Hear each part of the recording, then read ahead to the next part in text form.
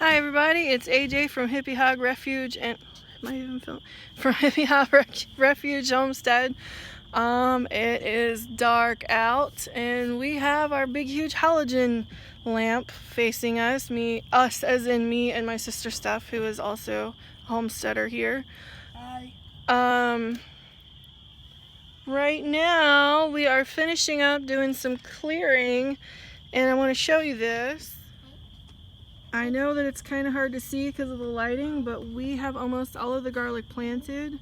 The only garlic that isn't planted is in the planter in my room still under the light.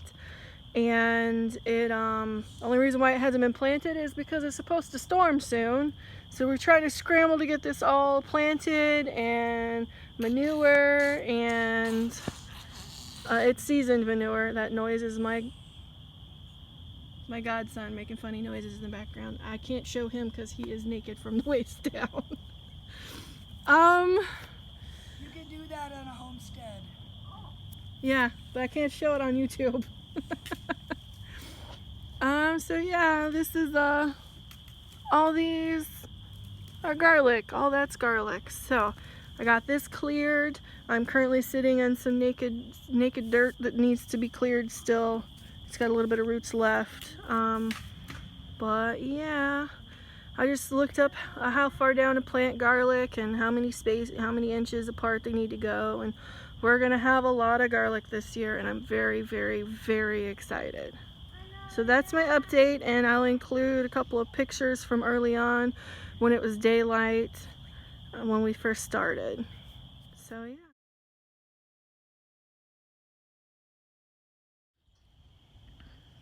It's morning here at Hippie Hog Refuge Homestead.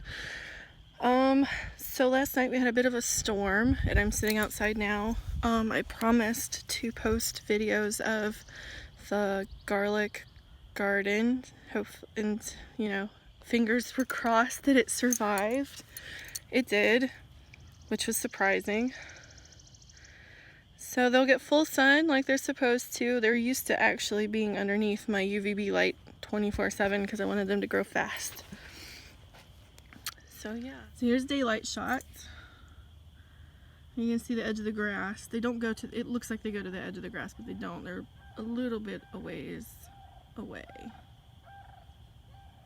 And so last night, you're getting all this all at once, but last night I had talked about transplanting the ones that were already in the soil.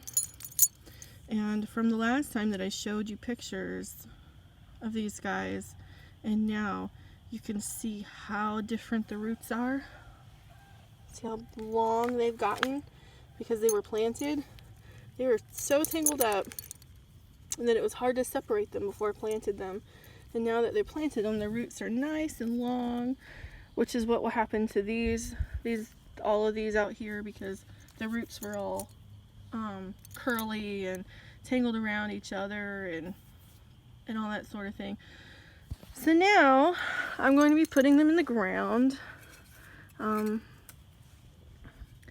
So let's see if I can point one out. There's one here, which I'm gonna have to, last night my godson, we turned the light out too fast and he couldn't see, so he stepped all through the garden by accident.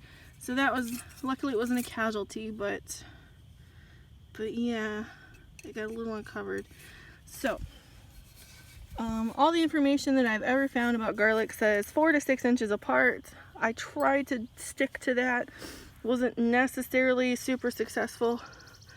But this is why they need to be planted so far apart, because the roots do go down, but they do also grow out. They are far-reaching, but they also spread out too. So that's what I'll be doing. And then once they're in the ground, I'll take a picture and include that as well. So a question I'm sure I'm going to get asked is, how do you dig a hole deep enough for the roots if they look the way that they do? They're super long like this. Well, my answer is to just dig. Truthfully, that's really, so this is a standard size, it's not a trowel, it's the other one, the smaller one for digging for plants for holes for plants. I can't remember what that's called. I'm sure I'll think of it after I'm done. Anyway, I try to dig down about the length of the shovel head. That's about right. And the thing about roots is because this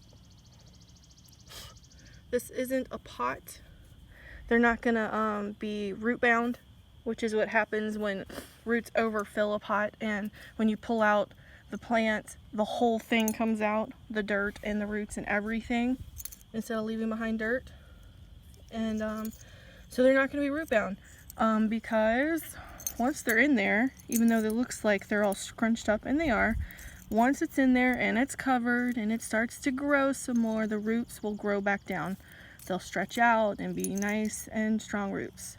So that's all. That's it. Don't jam them down into the hole because you'll break the roots. They're very delicate at this stage. See those roots that are sticking up? I only have one hand, so I can't do it. But I'm going to make sure they're facing downward when I bury them. So they're not going to grow up and then back down and be all loop-de-loop. So yeah, that's it. That's literally all it is. So this is the one that I had to plant because there was a little bit of rot. See the brown at the base? As you can see, that dried out and it's grown big and strong. It's a little paler than the rest of them, but the roots seem to be fine. It was growing really nicely. None of them are broken, and there are roots growing out from underneath the damaged spot.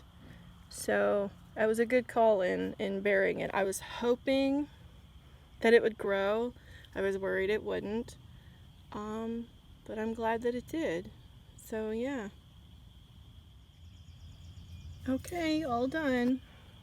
Move that container out of the way. So I've got the the transplants here. All done.